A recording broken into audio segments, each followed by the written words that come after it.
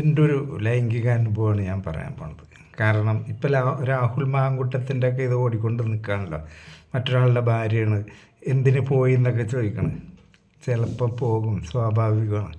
കാരണം എൻ്റെ ഒരു ഒപ്പം പഠിച്ച പെണ്ണുണ്ടായിരുന്നു. അന്ന് ഞാൻ ജോലിയിലാണ്, കേരളത്തിൽ എപ്പോഴെങ്കിലുമൊക്കെ വരുള്ളൂ.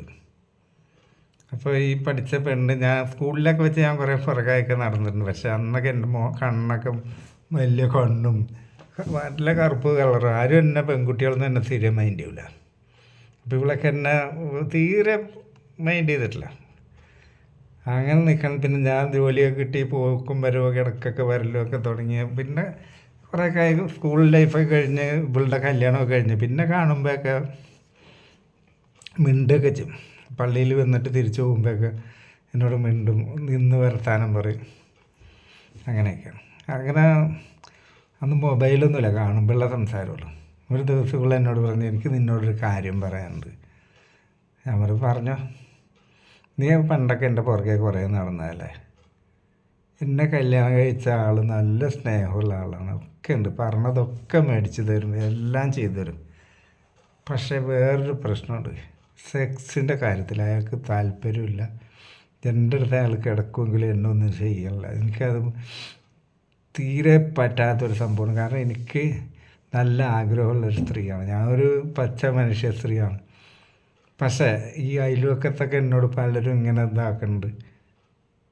അതൊക്കെ പേരുദോഷം ഉണ്ടാക്കുന്ന ഏർപ്പാടാണ്. നിൻ്റെ അടുത്ത് വല്ല സെറ്റപ്പ് ഉണ്ടെങ്കിൽ എനിക്ക് നിൻ്റെ ഒപ്പം ഒന്ന് പോരണമെന്നുണ്ട്. അപ്പോൾ ഇവൾക്ക് പോരാൻ നല്ല ചാൻസ് ഉണ്ട്. കാരണം ഇവളുടെ വീട്ടിൽ പോരണമെന്ന് പറഞ്ഞ് പോരാ, 2 ദിവസം നിൽക്കണം. ഇവളുടെ വീട്ടിൽ പിന്നെ വയസ്സായ ആൾക്കാരാണ്. അന്ന് ഫോണൊന്നുമില്ല. ഇവൻ ദൂര സ്ഥലത്തൊക്കെ ജോലിക്ക് പോകണതാണ്. അപ്പോൾ ഇവിടെ 2 ദിവസം നിൽക്കാൻ പോകണമെന്ന് പറഞ്ഞ് പോയാൽ അങ്ങനെയൊന്നും ഫോൺ വിളിച്ച് ചോദിക്കാൻ പറ്റിയൊരു കാലമൊന്നും അല്ല അന്ന്. അങ്ങനെ ഞാൻ എന്ത് ചെയ്ത്, ഓക്കെ പറഞ്ഞ് ഞാനിവളെ എൻ്റെ വീട്ടിൽ കൊണ്ടുവന്നു. രാത്രിയായപ്പോൾ ഞാൻ മെല്ലെ എൻ്റെ വീട്ടിലെത്തിച്ച്. എൻ്റെ വീട്ടിലാണ് അമ്മ സ്ഥലത്തില്ല.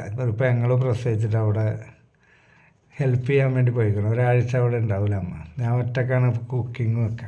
ഇതെൻ്റെ വീട് വലിയൊരു പറമ്പ് ചുറ്റും മതിലൊക്കെ ഉള്ളതാണ്. അങ്ങോട്ടൊന്നും ആരും അങ്ങനെ വരും. എൻ്റെ അടുത്ത് ഒപ്പിക്കാൻ പറഞ്ഞ ചേട്ടത്തിമാർ അല്ലെങ്കിൽ ആൻറ്റിമാരൊക്കെ ഉണ്ട്. എന്നെക്കൊണ്ട് ആ പ്രായത്തിലൊക്കെ നല്ല ഉപകാരം കിട്ടിയ ആൾക്കാരുണ്ട് എൻ്റെ അയൽവക്കത്ത്. ഞാൻ ഒറ്റക്കാണെന്ന് അറിഞ്ഞിട്ട് അതിനായിട്ട് വരുന്ന ആൾക്കാരുള്ളൂ. അല്ലാണ്ട് വഴി നടപ്പോ അല്ലെങ്കിൽ എൻ്റെ വീട്ടിൽ വന്നാലും ആളും വരേണ്ട ആവശ്യമല്ല. അപ്പോൾ ഞാൻ മുന്നിലത്തെ വാതിലങ്ങനെ പുറത്തുനിന്ന് കുറ്റിയിട്ടിട്ട് ബാക്കിലെ ഡോറ് തുറന്ന് ഉള്ളിൽ കയറി കഴിഞ്ഞാൽ വീടിൻ്റെ ഉള്ളിൽ ആരും ഇല്ലയെന്ന് വിചാരിക്കും. അതിൻ്റെ ഉള്ളിലിട്ടിട്ട് 2 ദിവസം അതിൻ്റെ എല്ലാ ആഗ്രഹങ്ങളും ഞാൻ സാധിച്ചു കൊടുത്ത്. അത് കഴിഞ്ഞിട്ട് ഞാൻ കൊണ്ടുപോയാക്കി. പക്ഷേ പീഡിപ്പിച്ചതെന്നും പറഞ്ഞൊന്നും വന്നിട്ടില്ല. അതാണ് പറഞ്ഞത്, സ്ത്രീകൾക്ക് ഇതൊക്കെ ആവശ്യം. അവർ വിശ്വസിക്കണം നമ്മളെ. നമ്മൾ വിശ്വസിച്ച് കഴിഞ്ഞാൽ അവർ എന്തിനും കോപ്പറേറ്റ് ചെയ്യും. ഞാൻ പല പ്രാവശ്യം ശ്രദ്ധിച്ചിട്ടുണ്ട്, ഇങ്ങനത്തെ കാര്യത്തിൽ ആണുങ്ങളെക്കാട്ടിയും ധൈര്യം പെണ്ണുങ്ങൾക്കാണ്. ഒരു സംശയം വേണ്ട. ഞാൻ പല സ്ത്രീകളുമായിട്ട് ഇങ്ങനത്തെ റിലേഷൻഷിപ്പ് ഉണ്ടായിട്ടുണ്ട്. ഈ കേരളത്തിന് പുറത്ത് ഹൈദരാബാദ്, അതേപോലെ മഹാരാഷ്ട്ര, ആസാം, കാശ്മീർ, ആ നാട്ടിലുള്ള സ്ത്രീകളായിട്ട് കമ്പനിയായിട്ട് റിലേഷൻ ഉണ്ടായിട്ടുണ്ട്. ഈ പറഞ്ഞ സ്ഥലത്തൊക്കെ ഇവർക്ക് നമ്മളെക്കാട്ടിയും ധൈര്യമാണ്.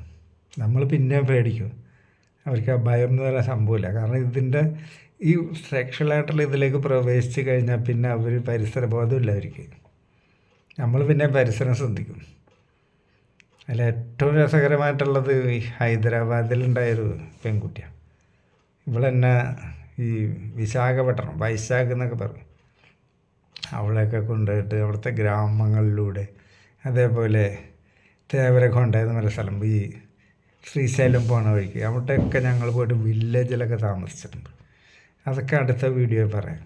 അപ്പോൾ ഈ രാഹുൽ മാങ്കൂട്ടം വിളിക്കുമ്പോൾ കാനഡ എന്നൊക്കെ ആ പെണ്ണ് വന്നെന്ന് പറഞ്ഞില്ലേ, അതിലൊന്നും അവിശ്വസിക്കണ്ട. പെണ്ണുങ്ങളെന്ന് പറഞ്ഞാൽ ആണുങ്ങളോട് ത്രില്ലുണ്ടായാൽ അവർ വിളിക്കുന്നിടത്ത് വരും, എന്തും ചെയ്യും.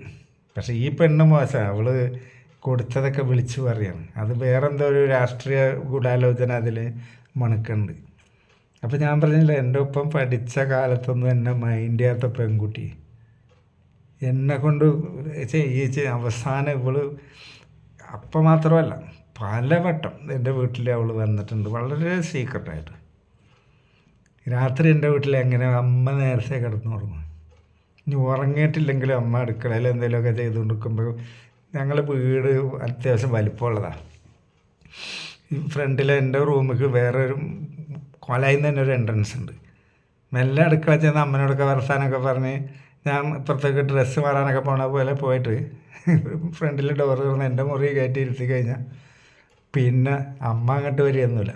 അമ്മേൻ്റെ പ്രാർത്ഥന കുരിശരൊക്കെ കഴിഞ്ഞ് പാത്രങ്ങളൊക്കെ കഴുകി വെച്ച് അമ്മ കിടന്നുറങ്ങും. ഞാൻ എൻ്റെ മുറി എന്ന് പറഞ്ഞാൽ എൻ്റെ ലോകമാണ്. എത്ര ദിവസം വേണമെങ്കിലും എൻ്റെ മുറിയിൽ ഒളിപ്പിക്കാം, അങ്ങനെയായിരുന്നു. അപ്പം ഇനി അടുത്ത വീഡിയോ ആയിട്ട് ഞാൻ നാളെ വരാം.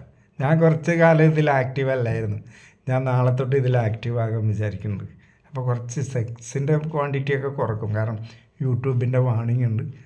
അപ്പോൾ എല്ലാവർക്കും നമസ്കാരം.